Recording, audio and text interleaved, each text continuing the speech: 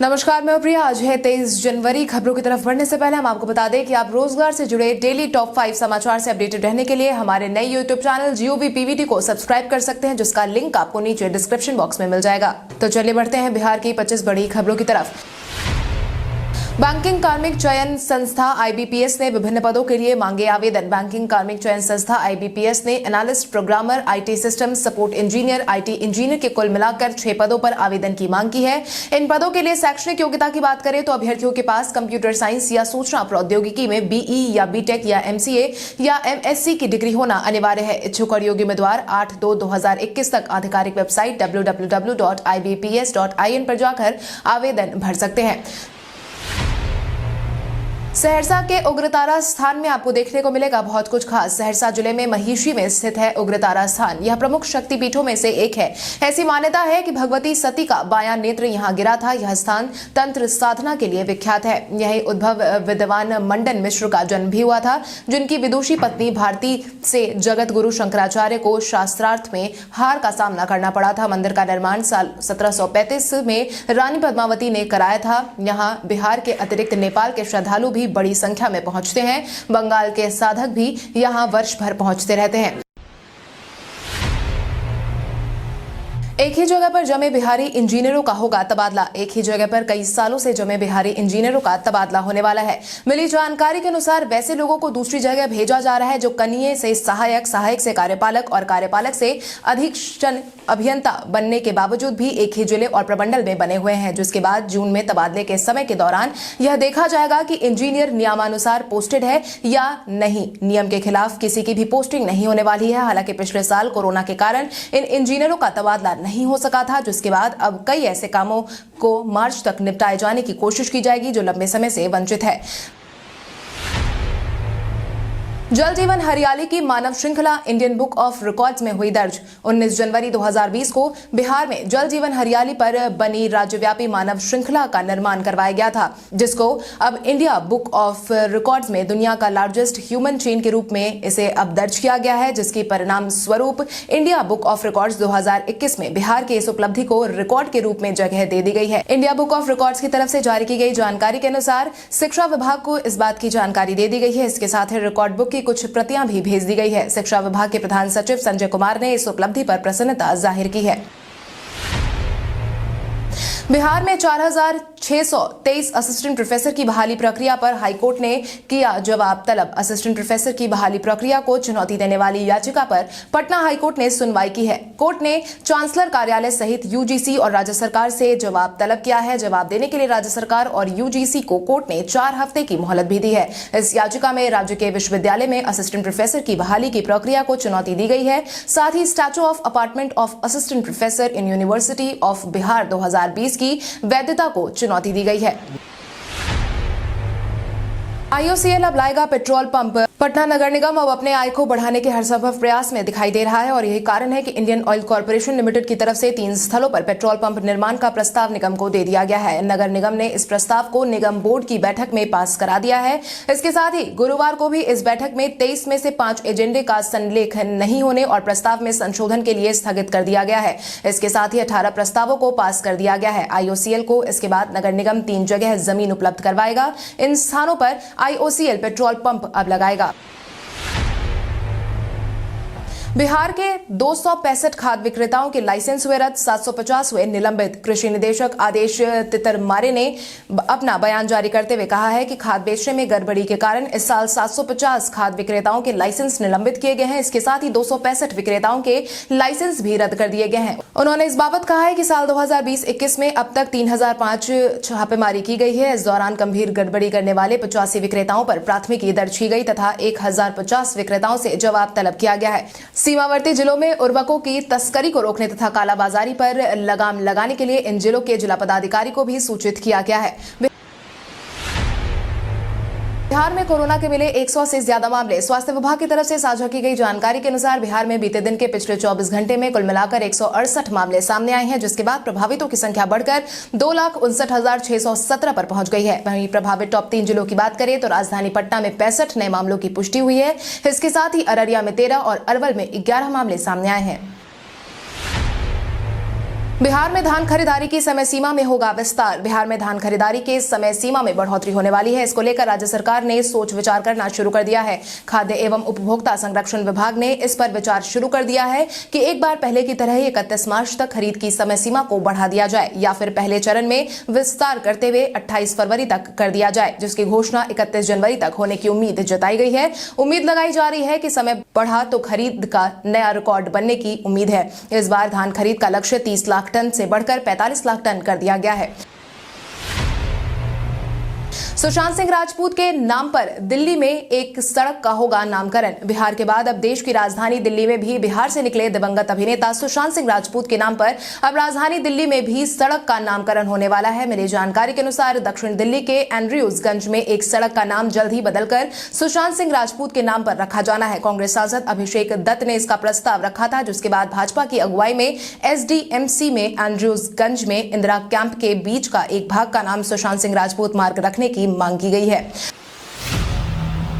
No tension, वजीफा और pension के लिए खजाने से निकासी में नहीं रहेगी कोई भी रोक। वित्तीय संकट के दौरान भी वित्त विभाग ने वित्तीय संकट के समय भी राज्य में छात्रों को मिलने वाले सभी स्तर के वजीफा या छात्रवृत्ति और पेंशन वितरण में किसी तरह का व्यवधान नहीं आने की व्यवस्था की है, जिसके तहत वित्त विभाग ने राज्य सरकार के स्तर से दी जाने वाली सभी तरह की छात्रवृत्ति और पेंशन की राशि के खजाने से निकासी के लिए सभी बंदिशें और पाबंदी हटा दी है। साथ ही इससे संबंधित जिन योजनाओं में केंद्र से राशि आती है उसमें केंद्रांश प्राप्त करने के लिए राज्यांश मिलाने से संबंधित पाबंदी भी हटा दी गई है। अन्य राज्यों की तुलना में बिहार पुलिस में महिलाओं की संख्या बताई गई अधिक। क्षेत्र कोई भी हो, महिलाएं कहीं भी पुरुष से कम नहीं है। बिहार पुलिस में महिलाओं की तादाद भी अच्छी खासी देखने को मिल रही है। मिली जानकारी के अनुसार महिलाओं का राष्ट्रीय औसत करीब 10.3% है, जबकि बिहार पुलिस में लगभग 25.03% महिलाएं काम कर रही हैं। बिहार पुलिस के एडीजी जितेंद्र कुमार ने अपना बयान जारी करते हुए बताया है कि bureau of police research and development की रिपोर्ट के अनुसार सभी राज्यों और केंद्र शासित प्रदेशों को मिलाकर ये रिपोर्ट बनाई गई है। इस रिपोर्ट के अनुसार पुलिस में महिलाओं की भागीदारी में 25.03% के साथ पहले नंबर पर बिहार और दूसरे नंबर पर हिमाचल प्रदेश है, जहां पर 19.15% महिलाएं पुलिस में काम कर रही हैं। भारत के इतिहास में आज की तारीख कई कारणों से है दर्ज। भारत के इतिहास में आज की तारीख कई कारणों से अहम मानी जाती है। भारत में 1920 में एयर मेल एवं वायु परिवहन सेवाओं की शुरुआत आज ही के दिन हुई थी। इंदिरा गांधी 1966 में भारत की प्रधानमंत्री आज ही के दिन बनी थी। भगवान गौतम बुद्ध के नगर कपिल वस्तु को 1976 में खुदाई में आज ही के दिन खोजा गया था। जनता पार्टी का गठन 1977 में आज ही के दिन हुआ था। 1809 को भारतीय स्वतंत्रता सेनानी वीर सुरेंद्र साई का जन्म आज ही के दिन हुआ था। 1897 को भारत के स्वतंत्रता सेनानी नेताजी सुभाष चंद्र बोस का जन्म आज ही के दिन हुआ था। 1926 को शिवसेना के संस्थापक और भारतीय राजनेता बाला साहेब ठाकरे का जन्म आज ही के दिन हुआ था। 1664 को मराठा साम्राज्य के संस्थापक छत्रपति शिवाजी महाराज के पिताजी साहूजी महाराज ने दुनिया को अलविदा आज ही के दिन कहा था। वोटर आईडी कार्ड बनवाने के लिए अब इन कागजातों की होगी जरूरत। बिहार में पंचायत चुनाव की तैयारियां जोर शोर से जारी है। इसी बीच पंचायत चुनाव को लेकर राज्य निर्वाचन आयोग ने बड़ा बदलाव किया है, जिसके तहत मतदाता सूची में नाम जुड़वाने के तरीके में थोड़ा बदलाव किया गया है। आयोग ने संबंधित आवेदन प्रपत्र में संशोधन का काम किया है। मतदाताओं को अब लिंग और आयु से जुड़े दस्तावेज को भी साझा करना होगा। मीडिया में आई खबरों के अनुसार आयोग के सचिव ने सभी जिले के जिलाधिकारियों को इसे लेकर पत्र जारी कर दिया है, जिसमें मतदाता सूची में नाम जुड़वाने से संबंधित प्रपत्र घ में संशोधन किया गया है। इसके साथ ही अब मतदाता सूची से नाम हटवाने के लिए भी मतदाताओं को 4 प्रमाण पत्र देना होगा। बिहार में दिव्यांगों के लिए भी शुरू होगी बस की सेवा। बिहार में अब दिव्यांगों के लिए भी बस की सेवा की शुरुआत होने वाली है, जिसके तहत अब फरवरी में 20 लो फ्लोर बसों का परिचालन करवाया जाएगा। बिहार राज्य पथ परिवहन और समाज कल्याण विभाग के अपर मुख्य सचिव अतुल प्रसाद की अध्यक्षता में बैठक का आयोजन करवाया गया था। उसमें ही यह निर्देश जारी किया गया है। अधिकारियों के मुताबिक जनवरी अंत तक निविदा की प्रक्रिया पूरी करने के बाद फरवरी में बसों को खरीद ली जाएगी। इसके बाद 9 करोड़ 70 लाख की राशि समाज कल्याण विभाग ने परिवहन विभाग को पहले ही ट्रांसफर कर दी है। वहीं इन बसों में आम आदमी भी सफर कर सकेंगे। मुख्यमंत्री नीतीश कुमार के दिशा निर्देश पर दिव्यांगजनों के लिए 20 लो फ्लोर बसें खरीदने को लेकर योजना बनाई गई थी। राजगीर रोपवे फरवरी और मंदार रोपवे का काम मार्च तक होगा पूरा। Bihar state tourism development corporation limited की तरफ से संचालित योजनाओं की समीक्षा को लेकर दिशा निर्देश जारी किए गए हैं। इसका ऐलान पर्यटन मंत्री जीवेश कुमार ने किया है। इतना ही नहीं, मंत्री ने अपना बयान जारी करते हुए कहा है कि राजगीर रोपवे और मंदार रोपवे का काम मार्च महीने तक पूरा होने वाला है। अधिकारियों को इस बाबत निर्देश जारी कर दिया गया है कि बिहार राज्य पुल निर्माण की तरफ से बनने जा रहे 6 रोपवे योजना में से 3 योजनाएं वानवार, जहानाबाद, रोहतासगढ़, रोहतास एवं मुंडेश्वरी, कैमूर में काम निर्गत किया जा चुका है। राज्य योजना के तहत ली गई 54 योजनाओं में से 28 योजनाएं पूर्ण की गई है। बाकी बची 2 योजनाएं प्रकाशित के आधार पर शीघ्र पूरा करने का निर्देश दिया गया है। अपने पिता से मिलने पहुंची मीसा भारती वहीं जल्द ही राबड़ी देवी और तेजस्वी भी करेंगे मुलाकात। लालू प्रसाद यादव की तबियत को लेकर लगातार खबरें सामने आ रही हैं, जिसके तहत लालू प्रसाद यादव की तबियत ठीक नहीं बताई जा रही है। डॉक्टरों ने बार बार लालू यादव की 13 से 15 बीमारियों से ग्रसित होने की बात कही है। इसी क्रम में बीते दिन लालू प्रसाद यादव की बेटी मीसा भारती उनसे मिलने पहुंची थी, जिसके बाद लालू प्रसाद यादव से मिलने उनकी पत्नी और नेता प्रतिपक्ष तेजस्वी यादव न्यूज लिखे जाने तक भी निकल चुके थे।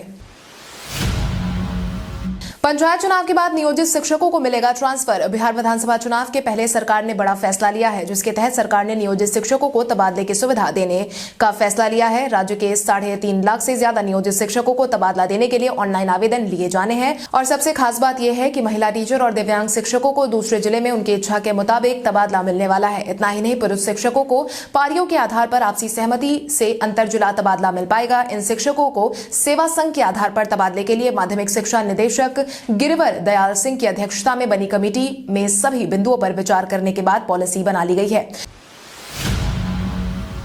गणतंत्र दिवस के मौके पर बिहार के मंत्री जिलों में नहीं करेंगे झंडोत्तोलन। बिहार में इस बार गणतंत्र दिवस के मौके पर प्रभारी मंत्री जिलों में जाकर झंडोत्तोलन नहीं करेंगे। सरकार ने इसको लेकर आदेश जारी कर दिया है। मंत्रिमंडल सचिवालय विभाग ने सभी प्रमंडल के कमिश्नर और डीएम को पत्र जारी कर दिया है। कैबिनेट सचिवालय ने आदेश जारी किया है और पत्र में कहा गया है कि कोरोना के मद्देनजर साल 2020 के स्वतंत्रता दिवस के मौके पर निर्देश जारी किया गया है और इस पर अनुपालन करने की बात कही गई है। आपको बता दें कि बिहार सरकार ने 2011 में यह आदेश जारी किया था कि गणतंत्र दिवस एवं स्वतंत्रता दिवस के अवसर पर सभी प्रमंडल और जिला मुख्यालय में झंडोत्तोलन का कार्य उस जिला के प्रभारी मंत्री सह अध्यक्ष जिला कार्यक्रम कार्यान्वयन समिति करेंगे।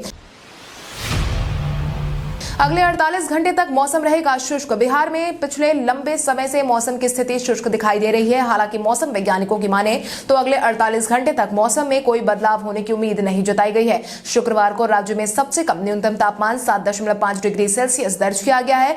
वहीं सबसे अधिक तापमान 24.0 डिग्री सेल्सियस डेहरी में दर्ज किया गया है। न्यूनतम सामान्य दृश्यता 500 मीटर के आसपास रही, जबकि पटना एरोड्रम पर दृश्यता 50 मीटर तक दर्ज हुई है। मौसम विभाग के न्यूमेरिकल मॉडल से प्राप्त जानकारी के अनुसार उपग्रहीय तस्वीरों के अनुरूप साल का दूसरा सक्रिय पश्चिमी विक्षोभ 22 जनवरी से जम्मू और कश्मीर के ऊपर दिखाई देगा।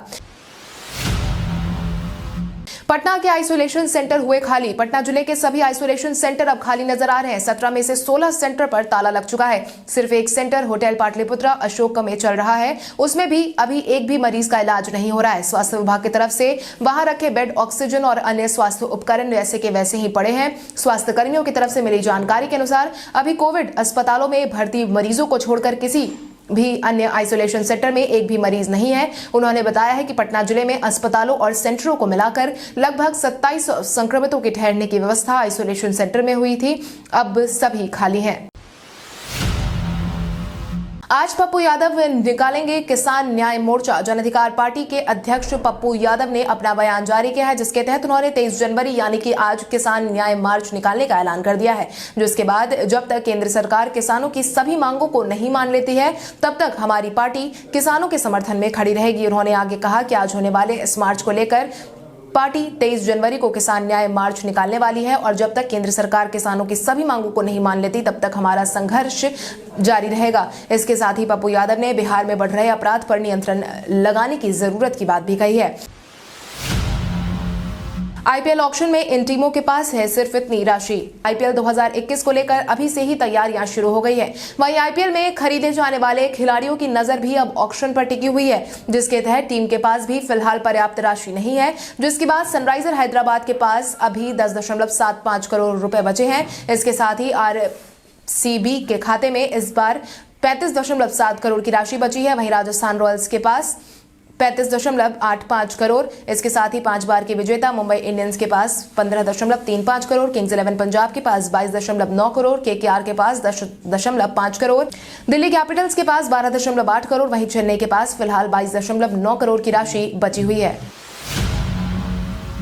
भजन गायक नरेंद्र चंचल ने दुनिया को कहा अलविदा। मशहूर भजन गायक नरेंद्र चंचल ने दुनिया को अलविदा कह दिया है। मिली जानकारी के अनुसार दिल्ली के अपोलो अस्पताल में उन्होंने दोपहर करीब 12:15 पर अंतिम सांस ली। बता दें, नरेंद्र चंचल देवी गीतों और प्रसिद्ध भजनों के लिए जाने जाते थे। उनके गुजर जाने पर प्रधानमंत्री मोदी ने भी अपना ट्वीट जारी किया है, जिसके तहत उन्होंने कहा है कि लोकप्रिय भजन गायक नरेंद्र चंचल के गुजर जाने के समाचार से अत्यंत दुख हुआ है। उन्होंने भजन गायन की दुनिया में अपनी औजपूर्ण आवाज से विशिष्ट पहचान बनाई थी। शोक की इस घड़ी में मेरी संवेदनाएं उनके परिजनों और प्रशंसकों के साथ है। ओम शांति।